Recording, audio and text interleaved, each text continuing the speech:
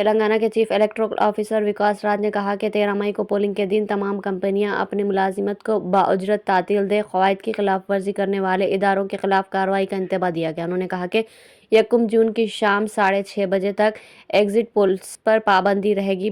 بندوبست کے لیے ریاست سے مرکزی دستوں کو طلب کیا گیا ہے، ساتھ ہی ریاست کے 60,000 ملازمین پولیس کو متعین کیا گیا۔ وکاس راج کے مطابق تلاشی مہم کے دوران تاحال 320 کروڑ روپے مالیتی اشیاء ضبط کی گئی۔ قواعد کی خلاف ورزی پر 8,000 سے زائد مقدمات درج کیے گئے۔ انہوں نے کہا کہ ریاست میں 1,88,000 ملازمین نے پوسٹل بیلٹ کا استعمال کیا۔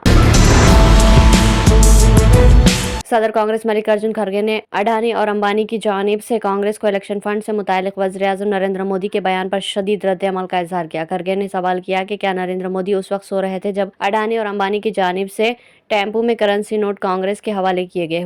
حیدرآباد میں میڈیا کے نمائندوں سے بات چیت کرتے ہوئے ملک ارجن کھڑگے نے وزیر اعظم کو چیلنج کیا کہ وہ CBI انفورسمنٹ ڈائریکٹوریٹ اور انکم ٹیکس ڈپارٹمنٹ کے ذریعے اس معاملے کی جانچ کرائے اور اڈانی اور امبانی کے مکانات پر دھاوے کیے جائیں۔ انہوں نے کہا کہ جس وقت یہ رقم تقسیم کی جا رہی تھی عہدیدار خاموش کیوں تھے؟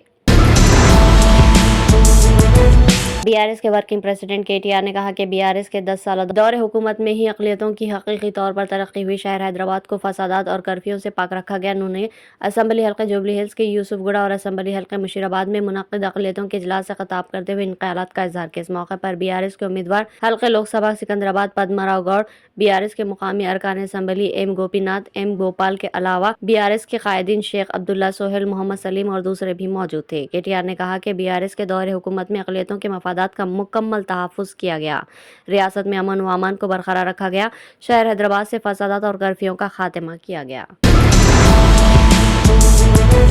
General secretary Pradesh Congress committee Mohammad Feroz Khan نے وزیر اعظم نریندر مودی کو چیلنج کیا کہ وہ کمزور طبقات کے تحفظات کو ختم کر کے دکھائے۔ انہوں نے حلقہ لوک سبھا سکندرآباد کے کانگریسی امیدوار ڈی ناگیندر کے حق میں نامپلی کے مختلف بلدی ڈویژنز میں پد یاترا کے ذریعے عوام سے ملاقات کی۔ گروپ میٹنگ سے خطاب کرتے ہوئے فیروز خان نے کہا کہ BJP اور RSS ملک میں دستور منسوخ کرتے ہوئے تحفظات ختم کرنا چاہتے ہیں۔ انہوں نے کہا کہ نریندر مودی اور BJP کی یہ سازش ہرگز کامیاب نہیں ہوگی، کیونکہ ملک کی عوام نے اس مرتبہ کانگریس زیر قیادت انڈین الائنس کو برسر اقتدار لانے کا فیصلہ کیا۔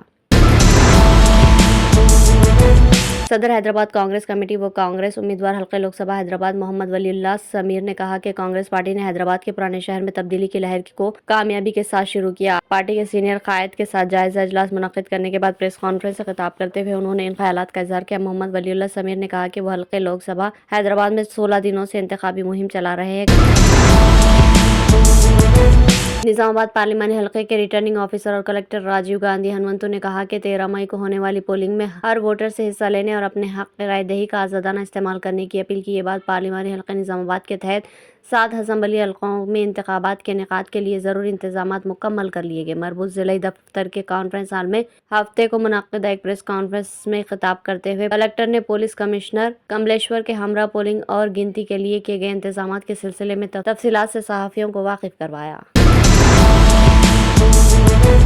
دونوں تلگو ریاست تلنگانہ اور آندھرا پردیش میں انتخابی مہم ہفتے کی شام اختتام کو پہنچی۔ تلنگانہ کے 17 اور آندھرا پردیش کے 25 پارلیمانی حلقوں میں اس مہینے کی 13 تاریخ کو پولنگ ہوگی۔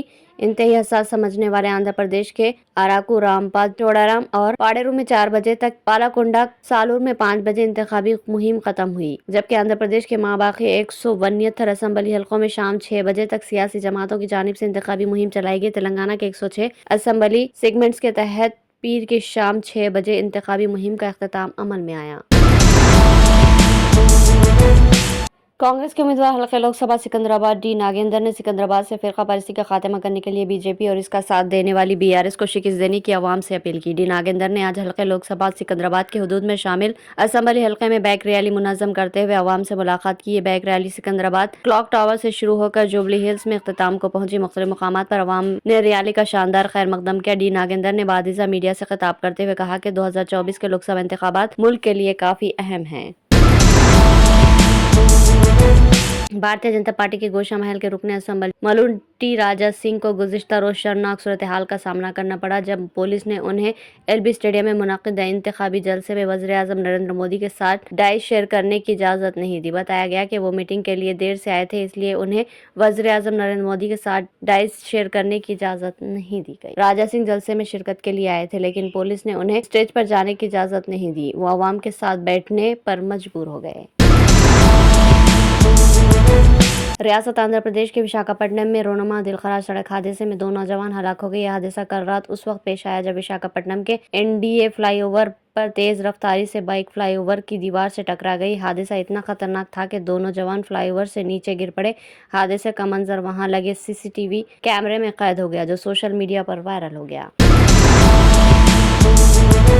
دہلی میں ممبئی ایکسپریس وے پر اتوار کی صبح 5 بجے دوسا ضلع کے بانکوئی تھانہ علاقے کے امباڑہ گاؤں کے قریب سڑک حادثے میں 3 لوگوں کی موت ہوگی جبکہ 6 دیگر زخمی بتائے گئے۔ زخمیوں کا دوسا کے ضلع اسپتال میں علاج چل رہا ہے۔ یہ حادثہ کار کے سامنے ایک بیل کے اچانک آ جانے کی وجہ سے پیش آیا۔ کار بے قابو ہو کر ڈیوائیڈر سے ٹکرائی گئی۔ اس دوران جیسے ہی وہ کار سے باہر نکلے تو پیچھے سے آنے والی ٹرک نے میاں بیوی سمیت 3 افراد کو کچل دیا۔ اس حادثے میں گجرات کے احمد آباد کے رہنے والے ہسمکھ، اس کی بیوی سیما اور چچا موہن لال کی موقع پر ہی موت ہو گئی۔